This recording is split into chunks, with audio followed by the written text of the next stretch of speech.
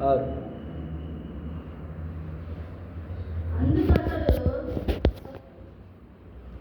అధ్యాయం 6వ వచనం.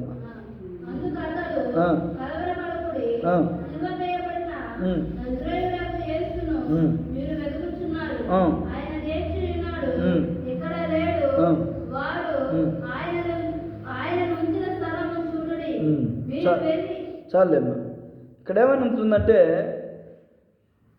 యేసు ప్రభు వారి సమాధి దగ్గరికి శిష్యులు వెళ్ళారు, ఆయన అభిమానించేటువంటి వ్యక్తులు వెళ్ళారు. అక్కడికి వెళితే అక్కడ ఉన్నటువంటి ఒక వ్యక్తి చెప్తున్నాడు, ఆయన ఇక్కడ లేడు, కలవరపడబాకండి, సిలువబడినటువంటి నజరేయుడకు యేసుని మీరు వెతుకుతున్నారు, ఆయన ఇక్కడ లేడు, వారు ఆయనను ఉంచిన స్థలమును చూడండి. అంటే ఆయన అయితే ఇక్కడ లేడు, కానీ ఆ స్థలాన్ని మీరు చూస్తానంటే చూడండి. ఏ స్థలం అది? యేసు ప్రభువారి యొక్క సమాధి. ఆ సమాధి కాడికి ఎవరెవరు వచ్చారో ఇప్పుడు 16వ అధ్యాయం మొదటి నుంచి చూడండి, ఒకసారి అర్థమవుతుంది. విశ్రాంతి దినము గడిచిపోగానే మగ్దలేని మరియయు, యాకోబు తల్లి అయిన మరియయు, సలోమియు వచ్చి ఆయనకు పూయవలెనని సుగంధ ద్రవ్యములను కొనిరి. వారు ఆదివారమున పెందలకడ లేచి సూర్యోదయమైనప్పుడు సమాధి యొద్దకు వచ్చుచుండగా సమాధి ద్వారము నుండి మన కొరకు ఆ రాయి ఎవడు పొర్లించునని ఒకరితో ఒకరు చెప్పుకొనిచుండిరి. వారు వచ్చి కన్నులెత్తి చూడగా రాయి పొర్లింపబడి ఉండుట చూచిరి. ఆ రాయి ఎంతో పెద్దది.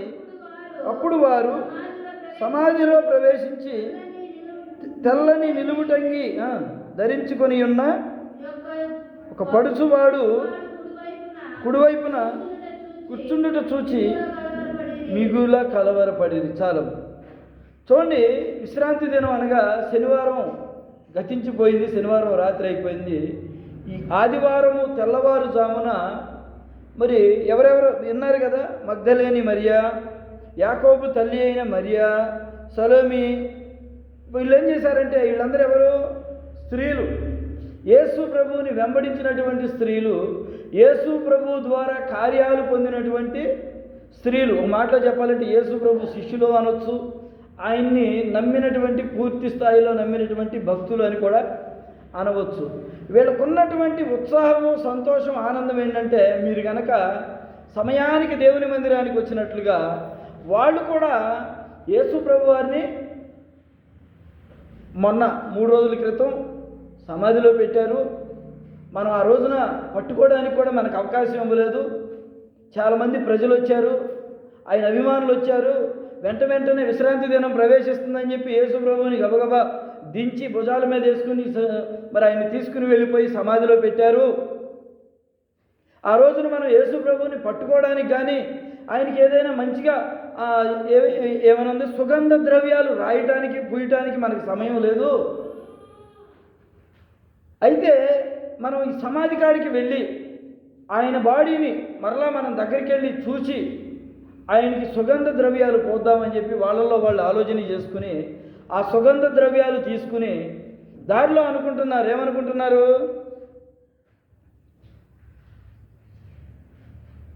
4వ వచనం చదవమ్మా. 3వ వచనం చదువు. సూర్యోదయం అయినప్పుడు సమాధి యొద్దకు వచ్చి సమాధి ద్వారము నుండి మన కొరకు ఆ రాయి ఎవరు పొర్లిస్తారు అనుకుంటున్నారు. చూడండి, ఒకళ్ళకొకళ్ళు అనుకుంటున్నారు. ఆడవాళ్ళు కదండి, స్త్రీలు కదా, వాళ్ళు అనుకుంటున్నారు మనం సమాధి కాడికి వెళుతున్నాము, సమాధి కాడ పెద్ద బండ ఒకటి వేసి ఉంది, సీలేశారు, మరి దాన్ని ఎవరైనా తొలగిస్తే బాగుండు. చూడండి వాళ్ళ ఆలోచన. వాళ్ళకి యేసు ప్రభు మీద ఎంత ప్రేమ అంటే ఆ బండను ఎవరైనా తొలగిస్తే బాగుండు, మేము చక్కగా యేసు ప్రభు దగ్గరికి వెళ్ళి ఆయన సమాధి కాడ ఆయన శవం ఆయన దగ్గరికి వెళ్ళి ఆ శవానికి ఆ సమాధి మీద మేము తెచ్చినటువంటి సుగంధ ద్రవ్యాలు, సెంటు, అత్తరు అలా ఉంటాయి కదా, అవన్నీ పూసి ఆయనకి మనసారా ప్రార్థన చేసుకుని వద్దామన్న ఆలోచనతో దారిలో ఒకరికొకళ్ళు చెప్పుకున్నారు, ఈ బండ ఎవరు తెస్తారు ఏందని అనుకుంటూనే సమాధి ద్వారంలోకి వస్తుండగానే ఏం జరిగింది? 5వ వచనంలో రాయి పొల్లింపబడి ఉండుట చూచిరి, ఆ రాయి ఎంతో పెద్దది. అప్పుడు వారి సమాధిలో ప్రవేశించి తెల్లని నిలువుటంగి ధరించుకొని ఉన్న ఒక పడుచువాడిని చూచి అందుకతడు కలవరపడకుడి, సిలువ వేయబడిన ఈ నజరేయుడకు యేసును మీరు వెతుకుతున్నారు, ఆయన లేచి ఉన్నాడు, ఇక్కడ లేడు. చూడండి, అయితే ఒక పడుచువాడు ఉన్నాడు, ఒక దేవదూత ఉంది అక్కడ. ఆ దేవదూత ఏం చెబుతుంది? ఆయన లేచాడమ్మా, ఆయన మీరు అనుకున్నట్లుగా మీరు ఇప్పుడు సూర్యోదయం జరుగుతున్నప్పుడు వచ్చారు, ఆయన తెల్లవారికి మునిపే ఆయన లేవటం జరిగింది. ఆయన సమాధి ఇప్పుడు ఖాళీగా ఉంది అని చెప్తున్నాడు. ఆయన ఎందుకని లేవాల్సి వచ్చిందంటే ఆయన ఎప్పటి నుంచో ముందుగానే చెప్తున్నది. స్త్రీలు ఆయన మీద ప్రేమ పెంచుకున్నారు, కానీ ఆయన చెప్పినటువంటి మాటలను వాళ్ళు గ్రహించడం నేర్చుకోవాలి. ఇప్పుడు దేవుని వాక్యం చెబుతున్నాం అనుకోండి, ఆ వాక్యాన్ని విని నేర్చుకుని ఆ మాటల్లో అర్థమేంటో మరి తెలుసుకోవాల్సినటువంటి జ్ఞానము మరి దేవుని వాక్యం వింటున్నటువంటి ప్రజలకి ఉండాలి. యేసు ప్రభువారు ముందుగానే చెప్పారు. ఆయన చెప్పినట్టే ఆయన ఎక్కడెక్కడ ఏమేమి చెప్పాడో కూడా ఒకసారి మనం తెలుసుకుందాం. ఆయన చెప్పినట్లే ఆయన లేచి ఉన్నాడు అన్నారు కదా, ఆయన ఎక్కడెక్కడ ఏమేమి చెప్పాడో చూద్దాం ఒకసారి. మత్తయి సువార్త 12వ అధ్యాయం 40వ వచనం చూడండి. మత్తయి సువార్త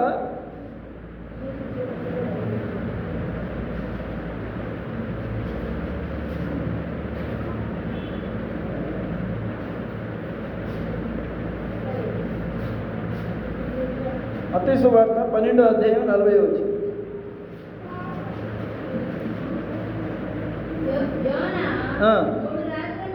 మూడు రాత్రింబవళ్ళు తిమింగలము కడుపులో ఎలాగైతే ఉన్నాడు అలాగూ మనిషి కుమారుడు 3 రాత్రింబవళ్ళు ఎక్కడ ఉంటాడంటే భూగర్భంలో.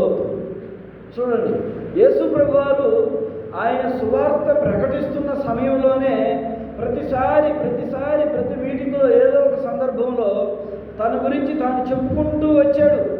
ఇప్పుడు మనకి మార్కు సువార్తలో ఆ మాట లేదు, కానీ ఆయన చెప్పినట్టే లేచి ఉన్నాడు అనే మాట మార్కు సువార్తలో లేదు. కానీ మత్తయి సువార్త చదవండి ఒకసారి. మత్తయి సువార్త 28వ అధ్యాయం 6వ వచనం చదవండి. ఇప్పుడు మత్తయి సువార్త 28వ అధ్యాయం 6వ వచనం.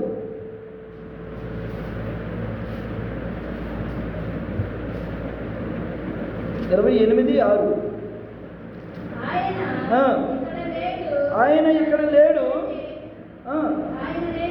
తాను చెప్పినట్టే ఆయన లేచి ఉన్నాడు. చూడండి, ఆయన ఏం చెప్పాడంటే అంతకుముందే చెప్పాడు.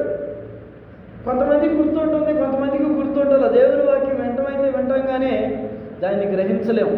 అమ్మా, నీకు ఏ సమస్య వచ్చినా చక్కగా ప్రార్థన చేసుకో, దేవుని సన్నిధిలో పెట్టు, దేవుడే నీకు సహాయకుడు, దేవుడే ఇస్తాడు అని దైవ సేవకుడు చెబితే విశ్వాసులు ఆ మాటలు మర్చిపోతారు. ఏమనుకుంటారంటే, నేను అడుగుతున్నా కానీ దేవుడు ఇవ్వట్లేదు అనుకుని ఇంకా ప్రత్యామ్నాయం ఏదేదో చూసుకుంటారు. కొత్తగా వచ్చిన బాబాల దగ్గరకో, కొత్తగా వచ్చినటువంటి వాళ్ళ దగ్గరకో, అంజనాలు వేసే వాళ్ళ దగ్గరకో, తాయితులు కట్టే వాళ్ళ దగ్గరకో రకరకాలుగా మనుషులు నింపబడుతుంటారు.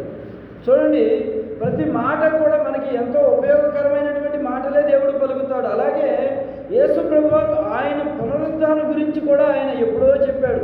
ఏమని చెప్పాడు? ఆయన చెప్పినట్టే ఆయన లేచి ఉన్నాడు.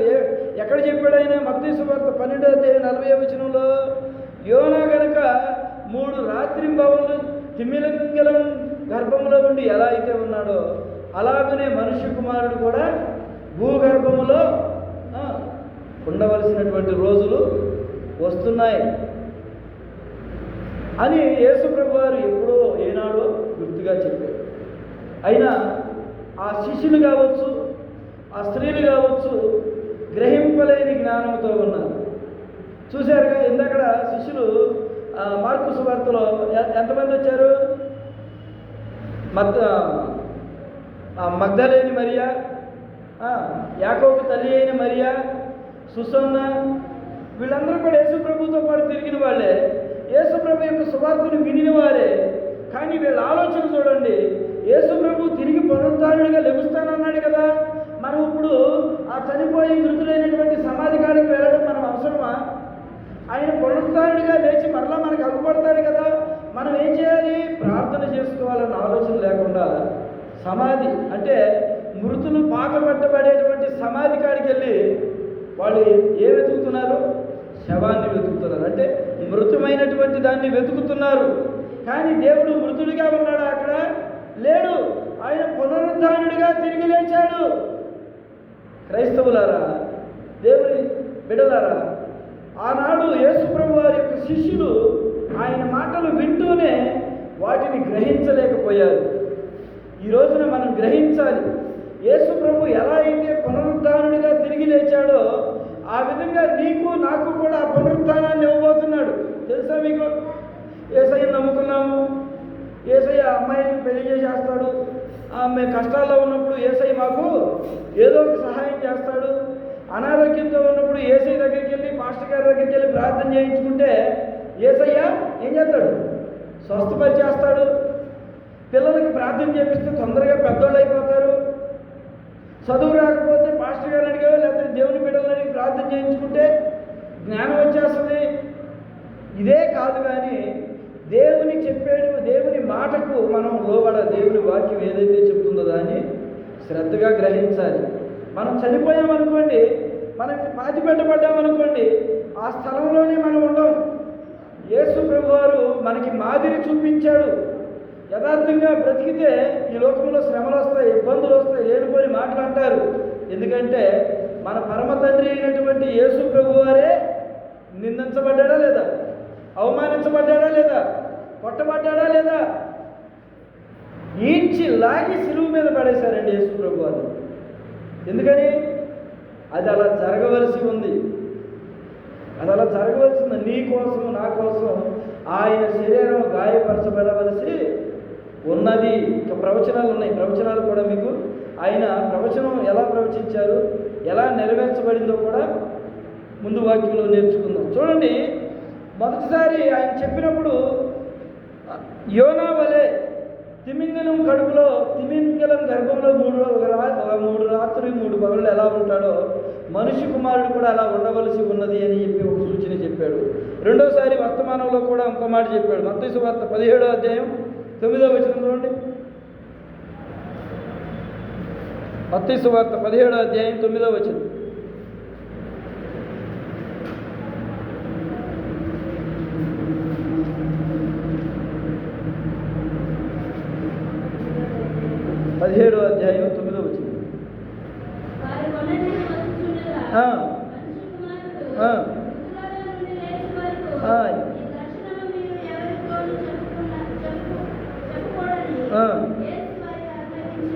యేసు ప్రభువారు ముందుగానే చెప్పాడు.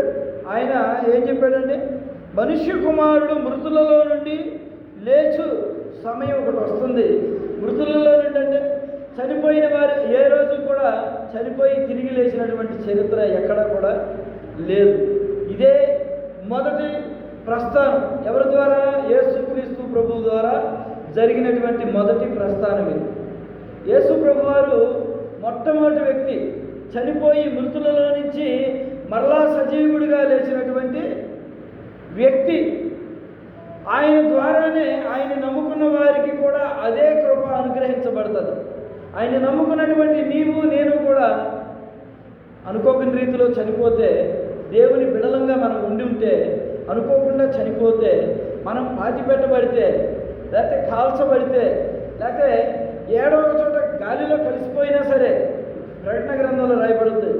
అన్నీ ఈ యొక్క పంచభూతాలు అంటాం కదా, అన్నీ కూడా దేవుని దగ్గరికి తీసుకొచ్చి అప్పు చెప్తాయి. ఇదిగో అయ్యా నీ కుమారుడు, ఇదిగో ఒకప్పుడు దేవుని వాక్యం చెప్తా ఉండేవాడు, మట్టిలో పాతి పెట్టబడ్డాడు, ఇదిగో నీ పునరుత్థానుడుగా లేచాడు.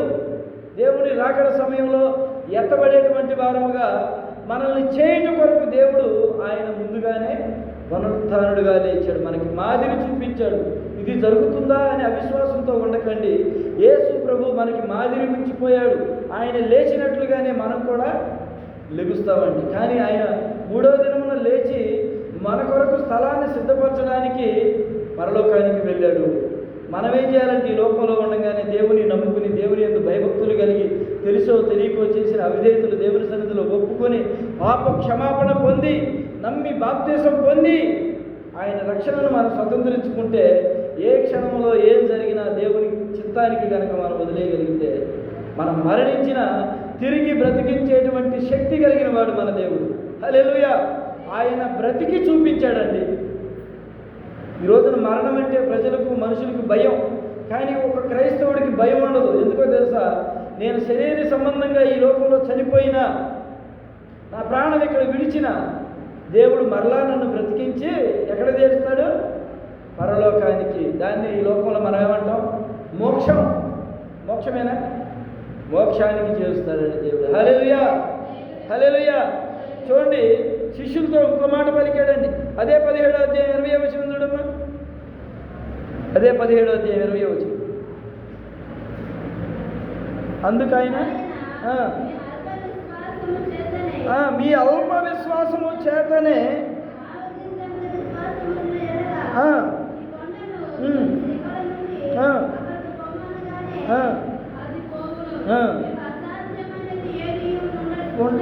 మీకు అసాధ్యమైనది ఏది ఉండదని నిశ్చయముగా నేను మీతో చెప్పుచున్నాను. చూడండి, మీకు అసాధ్యమైనది ఏది ఉండదండి. దేవుడు అసాధ్యమైన దాన్ని సాధ్యముగా చేసే దేవుడు.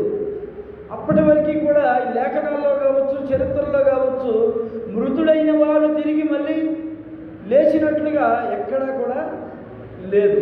కానీ మొట్టమొదటిసారి ఒక వ్యక్తి చనిపోయి 3 రోజుల తర్వాత సమాధిలో నుంచి తిరిగి లేచాడు. ఆ వ్యక్తి పేరే నజరేయుడైనటువంటి యేసు క్రీస్తు. ఏం పేరు చెప్పండి? యేసు క్రీస్తు. ఆ పేరు పలికినా చాలంటండి, శత్రు సమూహం, సాతాను సమూహం గజగజ వణుకుతుందంట. ఒక దెయ్యం పెట్టిన వ్యక్తి వచ్చాడు అనుకోండి, ఆయన దగ్గరికి వెళ్ళి యేసు రక్తమే జయం, సిలువ రక్తమే జయం, యేసు రక్తమే జయం, సిలువ రక్తమే జయం అన్నాం అనుకోండి, ఆ యేసు నామం దెబ్బకే దానికి మంటలు వచ్చేస్తాయి. ఆ ఒక్క నామంలోనే ఉన్నటువంటి శక్తి. అందుకే పలకండి. ఆయన పునరుద్ధానుడిగా లేచినటువంటి వ్యక్తి. ఆయన పేరు నజరేయుడైనటువంటి యేసు క్రీస్తు. ఆయన ముందుగానే చెప్పాడు. ఆయన చెప్పినట్లుగానే లేచాడు. ఆయన శిష్యులకి చెప్పాడు. ఆయన వెంట తిరుగుతున్నటువంటి భక్తులకు చెప్పాడు. అనేక పర్యాయాలు చెప్తూనే ఉన్నాడు. మనిషి కుమారుడు పాతి పెట్టబడి భూమి మీద మరలా తిరిగి లెగుస్తాడని చెప్పి. చూడండి, అదే మత్తయి సువార్త 20వ అధ్యాయం 17 నుంచి చదవమ్మా. 20వ అధ్యాయం 17 నుంచి.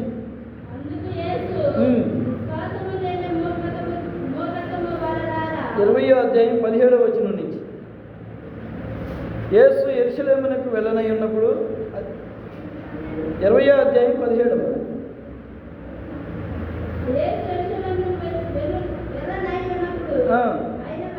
ఆయన 12 మంది శిష్యులను ఏకాంతముగా తీసుకుపోయి మార్గం మధ్యలో వారితో ఇట్లా అన్నాడు, ఇదిగో యెరూషలేమునకు వెళుతున్నాము, అక్కడ మనుష్య కుమారుడు ప్రధాన యాజకులను శాస్త్రులకును అప్పగింపబడును.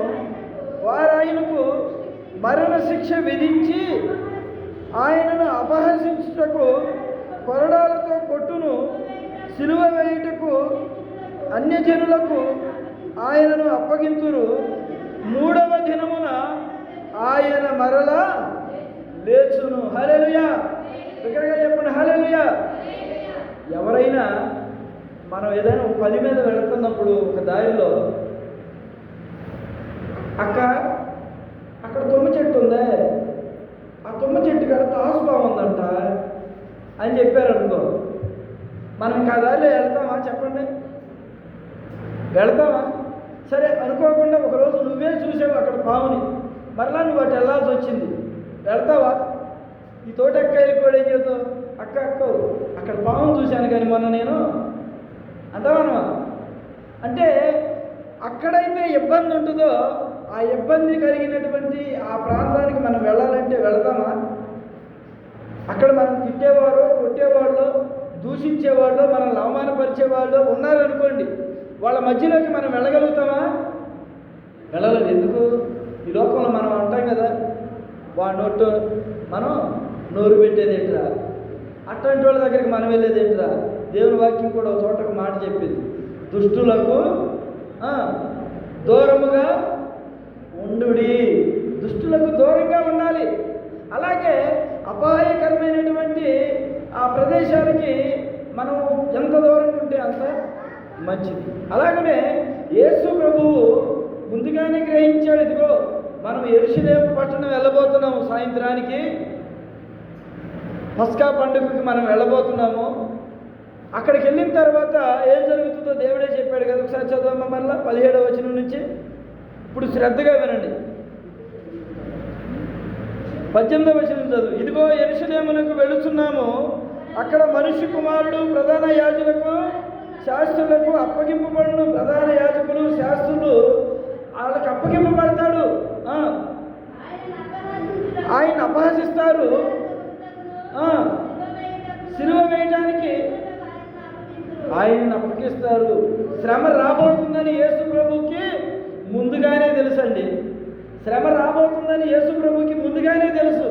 తెలుసా తెలీదా చెప్పండి అమ్మా? నిద్రబాబు అక్కడ కాసేపు వాక్యం వినండి. నిద్రపోకూడదు, కాసేపు నుంచోండి పని, నిద్ర రాకుండా. యేసు ప్రభువుకి శ్రమ రాబోతుందని ముందుగానే తెలుసు. అయినా కానీ శ్రమకు ఎదురెళ్ళాడు. ఎందుకని వెళ్ళాడు చెప్పండి? మనమైతే ఇబ్బంది వస్తుందంటే మనం వెళ్ళం కదా. కానీ యేసు ప్రభు ఎదురెందుకు వెళ్ళాడు చెప్పండి?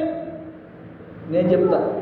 చూడండి, యెషయా గ్రంథం 53వ అధ్యాయం తీయండి.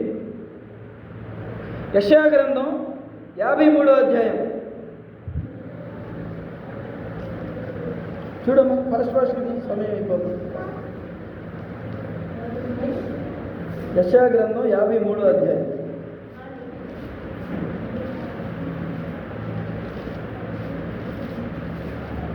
ఎందుకంటే ఆయనను గురించి లేఖనాలు ముందుగానే చెప్పినాయి.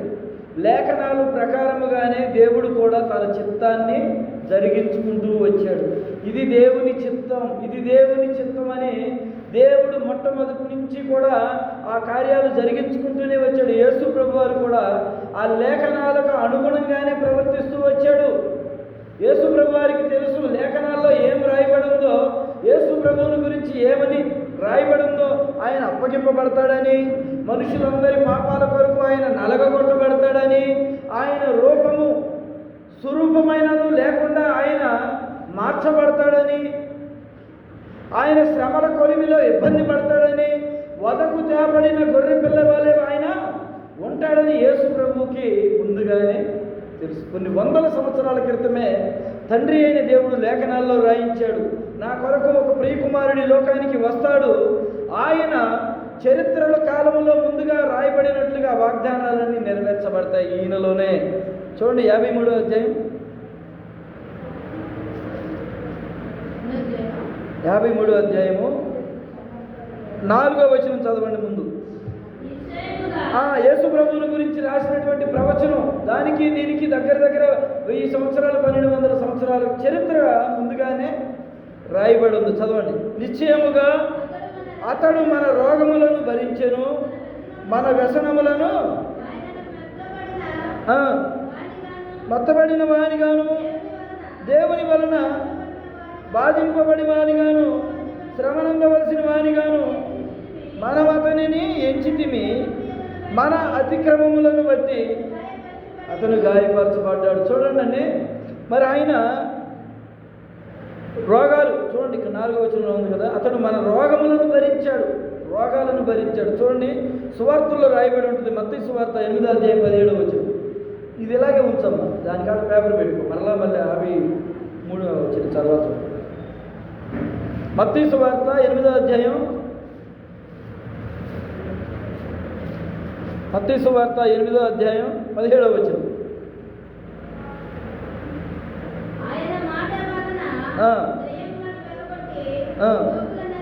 చూడండి, ఆయన మాట వలన దయ్యాలను వెళ్ళగొట్టాడు, రోగులను స్వస్థపరిచాడు. అందువలన ఆయన మన బలహీనతలను వహించుకొని మన రోగములను భరించెనని ప్రవక్త అయిన యెషయా ద్వారా చెప్పబడినది నెరవేర్చబడెను. హల్లెలూయా. చూడండి, యేసు ప్రభువుని గురించి యెషయా గారు ఏనాడో ప్రవచనం చెప్పేశారు. మన రోగాలు, ఈరోజు మనం రోగాల నుంచి విడుదల పొందుతున్నామంటే, బలహీనతల నుంచి విడుదల పొందుతున్నామంటే, పాపాల నుంచి విడుదల పొందుతున్నామంటే, పాప క్షమాపణ పొంది పరిశుద్ధులుగా మార్చబడి చనిపోయిన తర్వాత పునరుత్థానం మనం కూడా పొందుకోగలుగుతున్నామంటే మన శిక్ష అంతా కూడా ఆయన భరించాడు. ఆయన శిలువ రూపంలో భరించి వహించి మన రోగాలను ఆయన భరించి ఆయన మరణించాడు. కనుకనే ఈ రోజున నీవు నేను వాటి నుంచి విడుదల పొందగలిగాము. చూడమ్మా 53వ అధ్యాయం 5వ వచనం, మళ్ళీ యెషయా గ్రంథం, మరలా యెషయా గ్రంథం 53వ అధ్యాయం 5వ వచనం చదవండి. మన అతిక్రమములను బట్టి ఆయన గాయపరచబడ్డాడు. చూడండి, మన అతిక్రమం, మనం తప్పు చేస్తే మనం శిక్షించబడాలి. మనం ఎవరికైనా అన్యాయం చేస్తే మనం ఆ శిక్ష పొందాలి.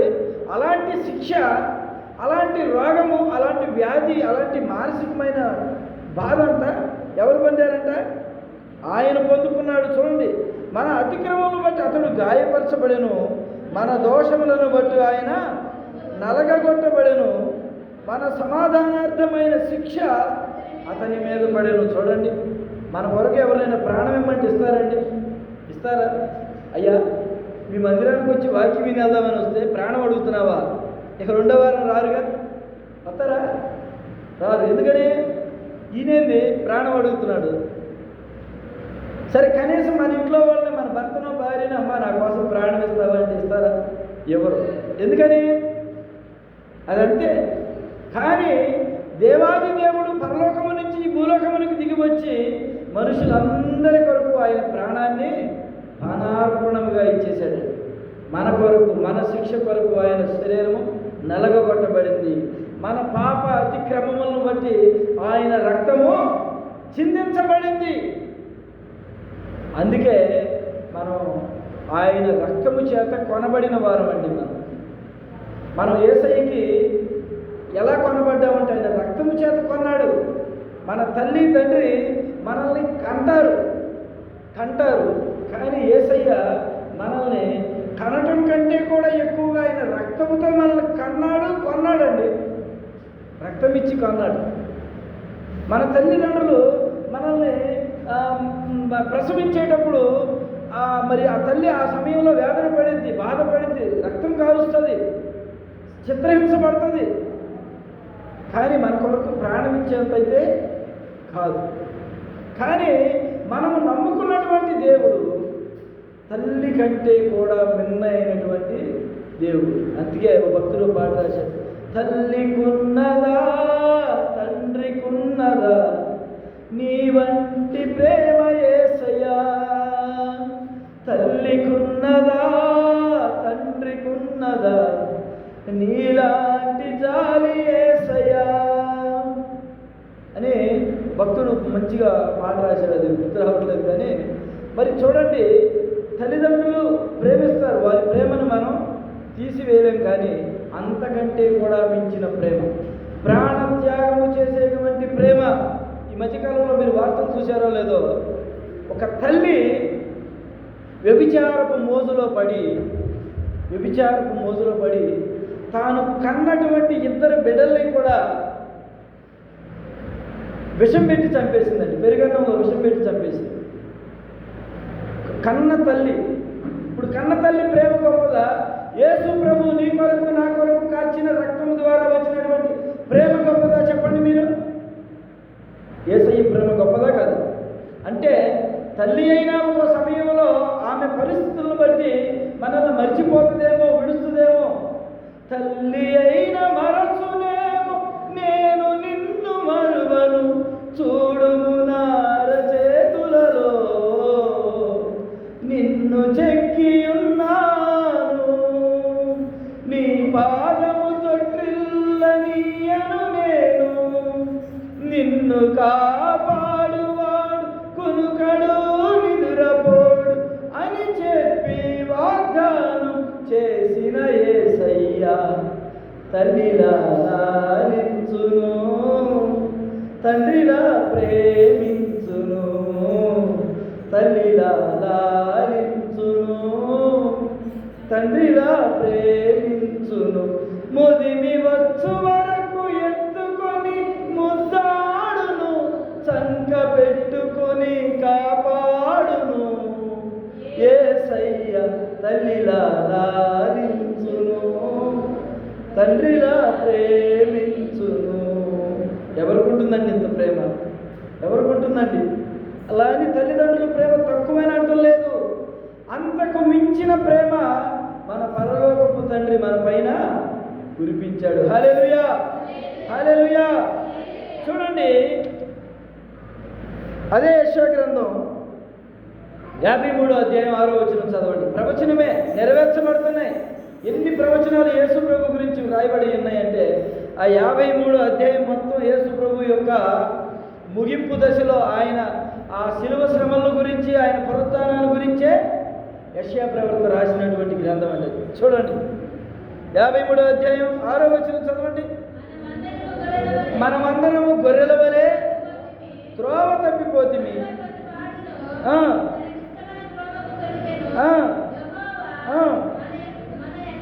మనందరి దోషమును అతని మీద మోపాను. హల్లెలూయా. ఏంటి దగ్గరగా చెప్పండి, హల్లెలూయా. మనందరి దోషము, పిల్లలు కావచ్చు, పెద్దలు కావచ్చు, వయసు వారు కావచ్చు, నడివృద్ధులు కావచ్చు, బాగా వయోవృద్ధులు కావచ్చు, ప్రతి ఒక్కరి ప్రతి ఒక్కరి దోషములను ఎవరి మీద మోపాడు? ఆయన మీద మోపాడు. కనుకనే ఆయన సిలువనెత్తుకొని కలువరి మార్గం వైపు నడుస్తూ ఆ గోల్గతా కొండపైన ఆయన సిలువ పైన వేలాడవలసి వచ్చింది. హల్లెలూయా. ఆయన పిల్లలను కాపాడుకోవడానికో, భార్యను కాపాడుకోవడానికో, ఆయన కుటుంబాన్ని, తల్లిదండ్రులను కాపాడుకోవడానికో కాదండి. ఆయన కుటుంబము నీ కుటుంబం, నీ కుటుంబమే ఆయన కుటుంబం. చూశారండి, ఆయన యవ్వన ప్రాయం అండి. ఆయన వయసు ఎంత? 33.5 సంవత్సరాలు. 33.5 సంవత్సరాల యవ్వన ప్రాయంలో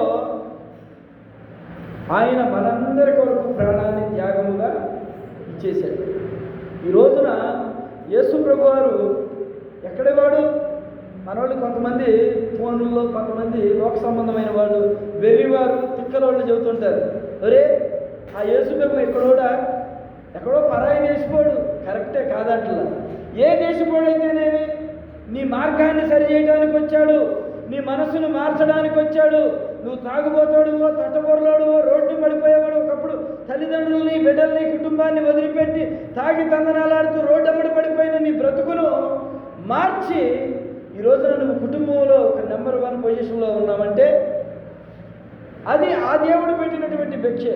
ఏ దేశపు వాడైతేనేమి సరైన మార్గంలో నిన్ను నడిపించడానికి లోకానికి వచ్చి నీ కొరకు ప్రాణత్యాగం చేసి, దేశానికి ఒక దేవుడు, ఊరికి ఒక దేవుడు, ప్రపంచానికి ఒక దేవుడు ఉండడండి. యావత్ ప్రపంచానికి దేవుడు ఒక్కడే దేవుడు. మధ్యకాలంలో చిన్నజీయ స్వామి గారు కూడా చెప్తున్నారు, ప్రపంచానికి దేవుడు ఒక్కడే ఉంటాడండి. దేవుడు ఒక్కడే ఉంటాడు. ఆ దేవుడిని తెలుసుకోవాలని మనుషులందరికీ దేవుడు ఒక మంచి వివేచన ఆత్మనిచ్చాడు. ఆ ఆత్మతో గ్రహించండి, రజదేవుడిని గుర్తెరగండి, ఆయన మార్గంలోకి రండి, పాప క్షమాపణ పొందండి, ఆయన మార్గంలో నిలబండి, యథార్థంగా జీవించండి, ఆయన కృపకు పాత్రలు అవ్వండి. అనుకోకుండా చనిపోయామనుకోండి, దేవుడికి లాగా మనం కూడా యేసు ప్రభువులాగా 3వ దినమున పునరుత్థానుడిగా ఆయన లేచాడు కదా, అలాగనే మనము కూడా పునరుత్థాన శక్తితో లేచి ఆయన రాజ్యంలోనికి యేసు ప్రభుతో పాటు అడుగు పెట్టబోతున్నాం. హల్లెలూయా, హల్లెలూయా. చూడండి, చివరిగా ఒక మాట చదువుకుందాం. యెషయా గ్రంథం 53వ అధ్యాయంలోనే 10వ వచనం చదవండి. అతనిని నలగొట్టుటకు ఎవరికి ఇష్టమైందంట? దేవుణ్ణి నలగొట్టడానికి యెహోవాకు, పరమ తండ్రి అయిన దేవునికి ఇష్టమైంది. ఆయన తను తానే పాప పరిహారార్థ బలిగా అతడు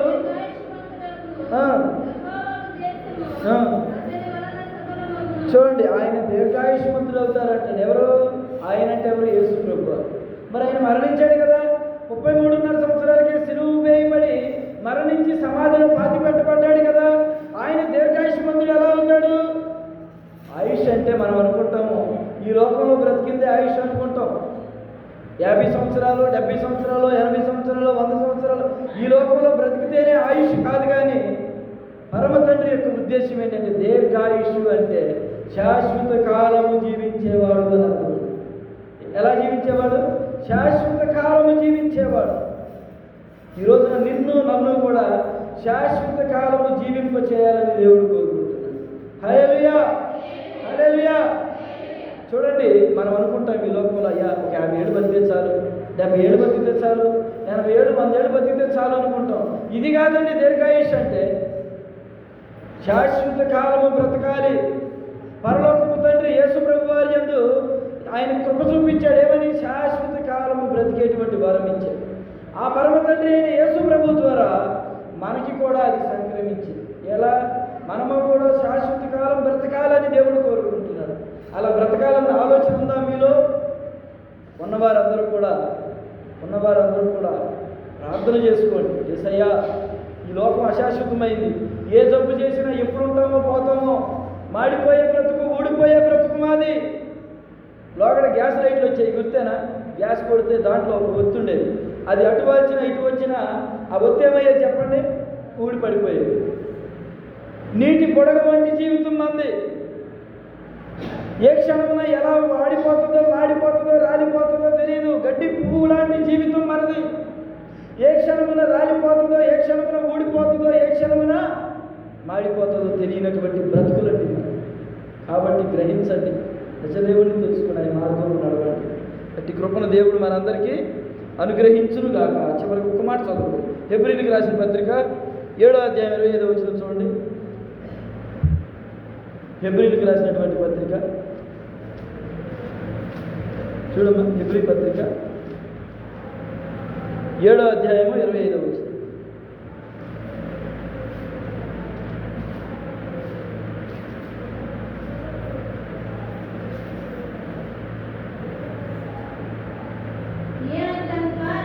ఈయన తన ద్వారా దేవుని యొద్దకు వచ్చేవారికి పక్షమున విజ్ఞాపన చేయుటకు నిరంతరము జీవించుచున్నాడు కనుక వారిని సంపూర్ణులుగా రక్షించుటకు శక్తిమంతుడై ఉన్నాడు.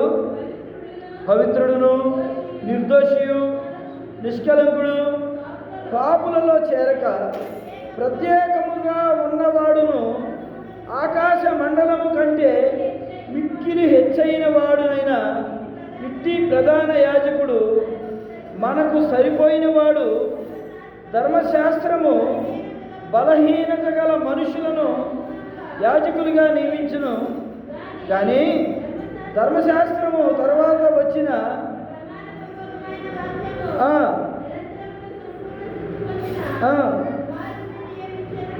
కుమారుణ్ణి నియమించును గనుక ఈయన ప్రధాన యాజకుని వలె మొదట తన సొంత పాపముల కొరకు, తర్వాత ప్రజల పాపముల కొరకు దినదినము బలులను అర్పించవలసినటువంటి అవసరము గలవాడు కాడు.